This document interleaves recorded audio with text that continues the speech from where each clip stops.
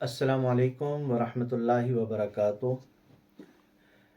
میں آپ کے سامنے آج ایک حدیث مبارکہ پیش کرنا چاہتا ہوں۔ میرے اور آپ کے پیارے آقا حضرت محمد مصطفیٰ صلی اللہ علیہ وآلہ وسلم نے فرمایا، ان اکمل المؤمنین ایمانا احسنهم خلقا۔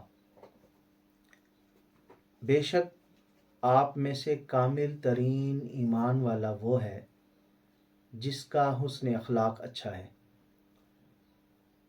میرے اور آپ کے پیارے آقا حضرت محمد مصطفیٰ صلی اللہ علیہ وآلہ وسلم کے اس فرمان کے مطابق ہم سب کو چاہیے کہ ہم اپنے گھر میں اپنے بچوں کے ساتھ، اپنے بڑوں کے ساتھ اور اپنے ارد گرد رہنے والے پیاروں کے ساتھ حسن اخلاق سے پیش آئیں۔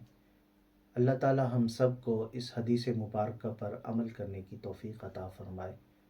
السلام علیکم ورحمۃ اللہ وبرکاتہ۔